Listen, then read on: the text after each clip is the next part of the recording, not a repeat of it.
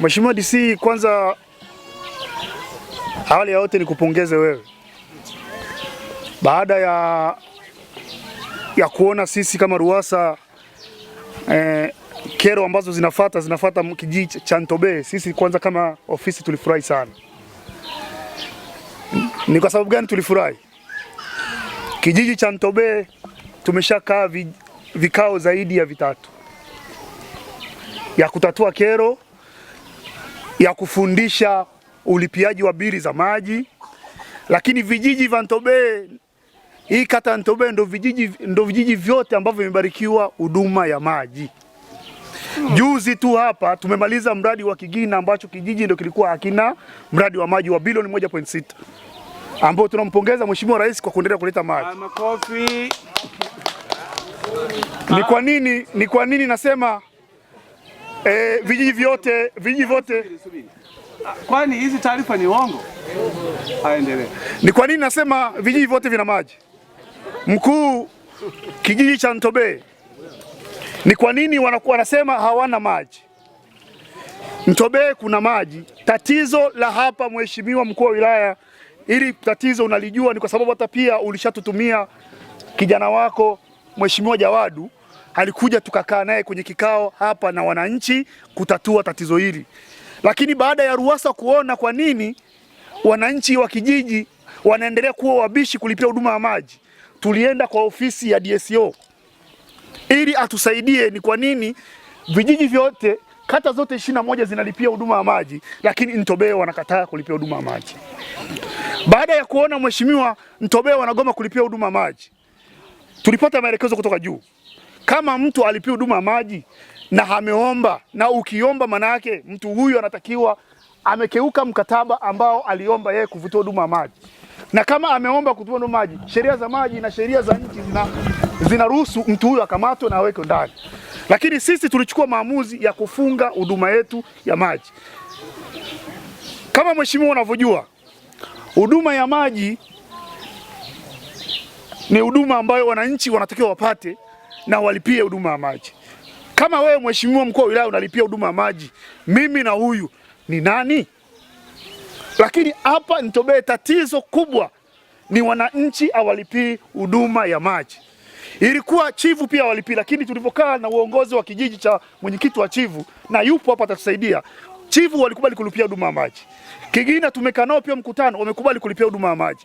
Kijiji cha Ntobeye na kijiji cha Ruzenze ndio wanakataa kulipia huduma maji, kwa mantiki wanasema maji yameletwa na Mungu.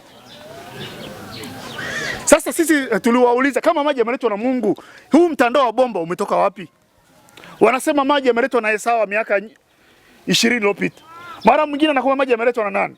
Na kiongozi hapa, baada ya kuchunguza sisi, kwa sababu sisi mamlaka yetu ni kuongea, hatuwezi kukamata mtu na kuweka ndani. Ndio maana tuliamua kwenda kwa ofisi ya DSO atusaidie.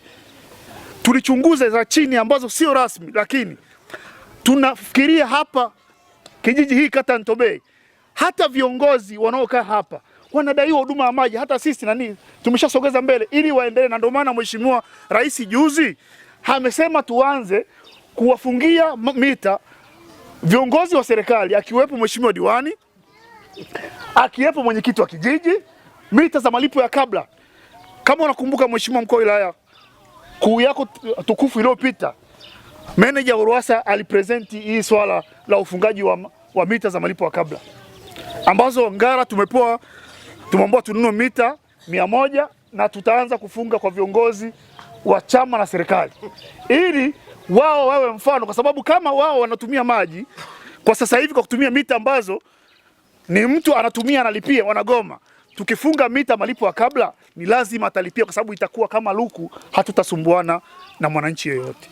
Kwa hiyo hata hapa hivi DP kuzifunga, tutakuja kufunga mita za malipo ya kabla, ili mwananchi yeyote anatoka nyumbani na hela yake au na kadi, anakuja anaweka, anapata huduma ya maji, anaondoka.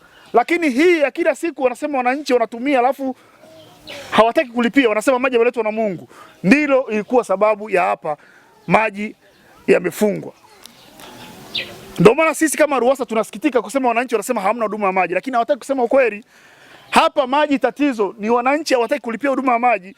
Sasa kama mheshimiwa wetu mkuu wa wilaya analipia maji pale mjini, sisi kwa nini hapa hataki kulipia huduma ya maji? Kwa hiyo mheshimiwa, baada ya kusema hayo, mimi naomba nisubiri maswali, lakini Ntobeye vijiji vyote 4 vina huduma ya maji, na hata tukitoka tukapita tukafungua maji yapo. Tumefunga kwa sababu wananchi wanagoma kulipia huduma ya maji. Naomba kuwasilisha mheshimiwa. Utaona wadaiwa sugu katika huo mtandao. Kwa hiyo sisi kama RUWASA au mimi kama Engineer Juma Mustafa, mimi sitoi hela mfukoni kwa kusema ukarabati. Kule mwenye kutoa hela zake Mheshimiwa Rais, huu mtandao anauona kwa sababu umetengenezwa na nchi. Tunapata maswali mengi, kwa nini Ntobeye hawalipii? Na serikali inaekeza sehemu ambayo wananchi wako wana utayari wa kulipia.